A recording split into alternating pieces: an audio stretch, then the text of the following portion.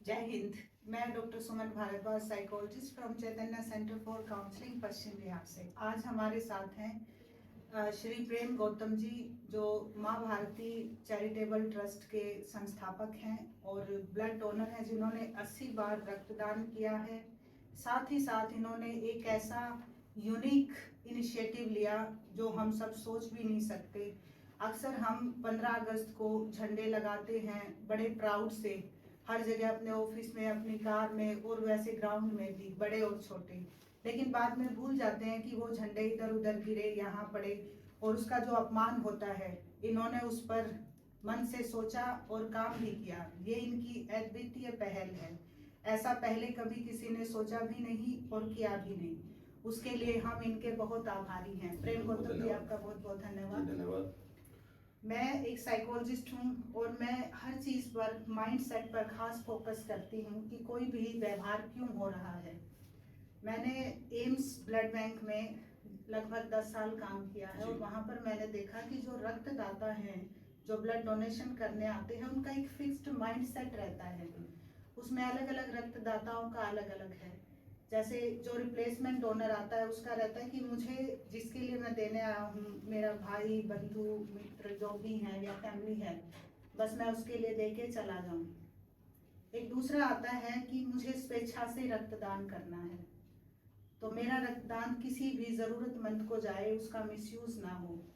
As a blood camp organiser और as a donor, आप अपना कोई अनुभव शेयर करना चाहेंगे कि इन सभी दोनों तरह के रक्तदान में जो बीटीएस सर्विसेज हैं, ब्लड बैंक हैं या इस तरह की सर्विसेज जो लोग देते हैं, उनको किसी सुधार की आवश्यकता है ताकि हम डोनर रिटेंशन बढ़ा सकें, विशेष तौर पर जो मैंने देखा। बाकी वैसे आजकल जितने भी ब्लड बैंक हैं वो काफ़ी फैसिलिटेटेड हैं इन सब सर्विसेज से, लेकिन जो हम अनुभव करते हैं, जब तक हम वो साझा नहीं करेंगे तो वो लोग भी शायद उतना सुधार ना कर पाएँ और समझ ना पाएँ।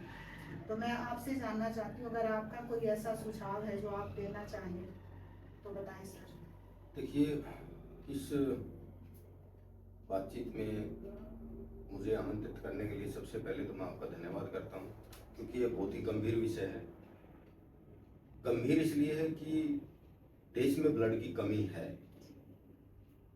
और जब किसी भी चीज़ की कमी होती है तो उसके नुकसान बहुत ज़्यादा होते हैं समाज को, क्योंकि जीवनदायिनी चीज़ है, जीवन बचाने वाली चीज़ है, और किसी मशीन में नहीं बनाई जा सकती। एक व्यक्ति ही दूसरे व्यक्ति को ब्लड डोनेट करके ही उसका जीवन बचाया जा सकता है।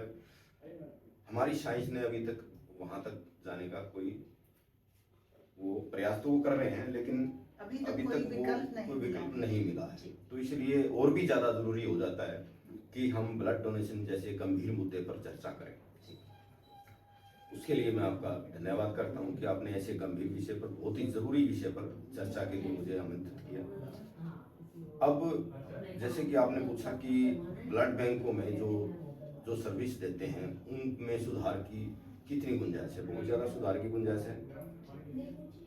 अगर मैं दिल्ली की बात करूं सबसे पहले, क्योंकि दिल्ली में पूरे देश से लोग आते हैं, एडमिट होते हैं, उनके जानने वाले भी दूर होते हैं, और वो निर्भर होते हैं आसपास के जिलों से, आसपास के स्टेटों से, उन पर निर्भर होते हैं। और जो हमारे रक्तदाता हैं जो इस फील्ड में काम करते हैं उन पर निर्भर होते हैं, संस्थाओं पर निर्भर होते हैं, उनका पास में कोई नहीं होता है। तो विषय और भी ज़्यादा पेचीदा बन जाता है, गंभीर हो जाता है।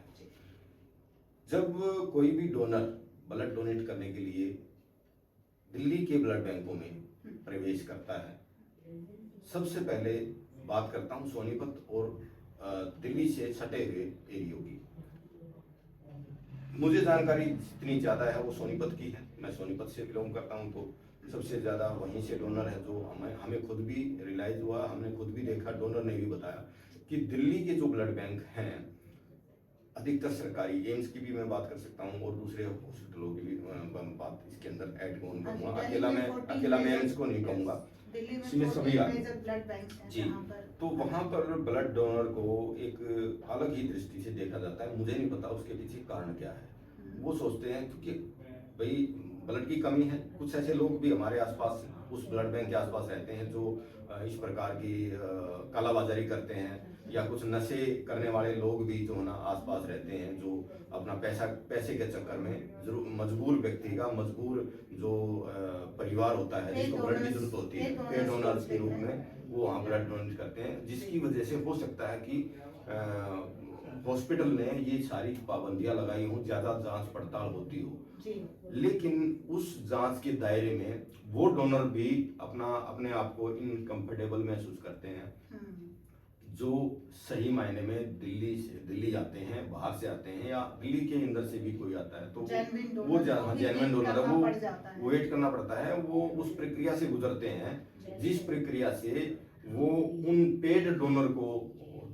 का जांच करते हैं। तो आप कहना चाहते हो कि उसका बाइफरकेशन किया जाए, तो उसका आइडेंटिफिकेशन के लिए कोई सुझाव की वो कहाँ से है? देखो अक्सर तकरीबन डोनर आसपास के होते हैं, उनकी आइडेंटिटी वहीं की होती है। जो बाहर से लोग आते हैं, कहाँ से आए हैं वो पूछ लेना चाहिए कि वो सोनीपत से आए हैं, वो यूपी से आए हैं, वो राजस्थान से आए हैं, कहाँ से आए हैं। और अगर वो दूर से चल के आ रहे हैं तो मुझे लगता है कि भी इस प्रकार की चीजें वहाँ उनसे ज्यादा पूछताछ होनी चाहिए, बहुत ज्यादा पूछताछ होती है, वेटिंग भी बहुत ज्यादा करानी, वेटिंग क्योंकि दूर से आते हैं, उनको जाना भी होता है, घर भी जाना होता है, तो किसी के निवेदन पे आए होंगे, वो किसी जानकार के साथ आए होंगे, वो तो ऐसे में डोनर डीमोटिवेट हो जाता है। जी बिल्कुल, उसको इनकन्वीनियंस होता है, वो दोबारा बहुत सारे केसों में मैंने देखा है।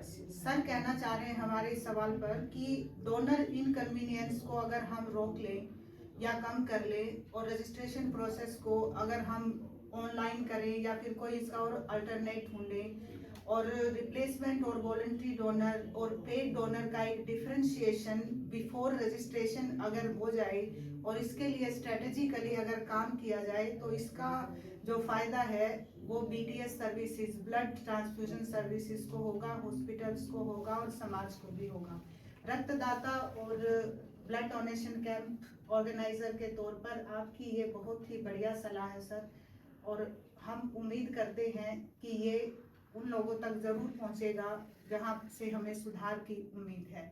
आपका बहुत बहुत धन्यवाद।